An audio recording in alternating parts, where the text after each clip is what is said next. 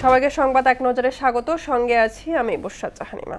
Malaysia সফর শেষে চীনে পৌঁছেছেন প্রধানমন্ত্রী তারেক রহমান। চীনের দালিয়ানে অবস্থানকালে প্রধানমন্ত্রী বিশ্ব অর্থনৈতিক ফোরামের সামার দাভোস সম্মেলনে অংশ নেবেন। এছাড়া WEF এর প্রেসিডেন্ট সহ বিভিন্ন দেশের সরকার ও রাষ্ট্রপ্রধানদের সঙ্গে বৈঠক করবেন।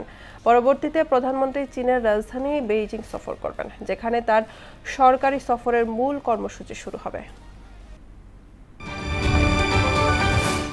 কার্যক্রম নিষিদ্ধ আওয়ামী লীগের প্রতিষ্ঠাবার্ষিকী ঘিরে রাজধানী সহ দেশের বিভিন্ন স্থানে নিরাপত্তা জোরদার করা হয়েছে। ঢাকা, গোপালগঞ্জ সহ 6 জেলায় সেনা মোতায়েন করা হয়েছে। এছাড়া বাড়তি চেকপোস্ট ও টহলের মাধ্যমে নিয়োজিত আছে আইনশৃঙ্খলা বাহিনীর 20,000-এর বেশি সদস্য। গণহত্যার বিচারে ধীরগতি, আইনশৃঙ্খলা পরিস্থিতির অবনতি এবং নেতাকর্মীদের ওপর হামলার প্রতিবাদে আজ রাজধানীতে বিক্ষোভ সমাবেশ করবে 11 দলীয় জোট। বিকেল 5টায় বিজয়নগরে এই সমাবেশ অনুষ্ঠিত হবে। এছাড়া জুলাই গণঅভ্যুত্থান বর্ষ ঘিরে কর্মসূচিও ঘোষণা করবে 11 দল।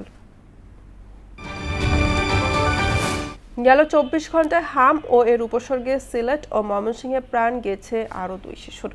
প্রাদুর্ভাব শুরু হওয়ার পর থেকে শুধু সিলেট বিভাগে মৃত্যুর সংখ্যা বেড়ে দাঁড়িয়েছে 77 জনে। অপরদিকে ময়মনসিংহ মেডিকেল কলেজ হাসপাতালে গেল 24 ঘন্টায় নতুন করে ভর্তি হয়েছেন 24 রোগী। বর্তমানে হাসপাতালটিতে চিকিৎসা নিচ্ছেন 99 জন হাম আক্রান্ত রোগী।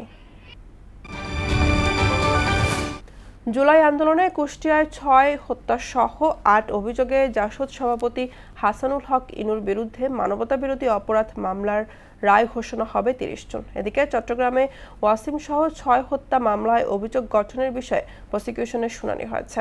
24 জুন হবে আসামি পক্ষের শুনানি। অন্যদিকে সাবেক সেনা কর্মকর্তা জিয়াউল হাসানের বিরুদ্ধে গুম খুনের মামলায় সাক্ষী ইমরুলের জেরা 28 জুন। এই ছিল সংবাদ এক নজরে। সবশেষ খবর সবার আগে জানতে মোহনার সাথেই থাকুন। এতক্ষণ সঙ্গে থাকার জন্য ধন্যবাদ সবাইকে।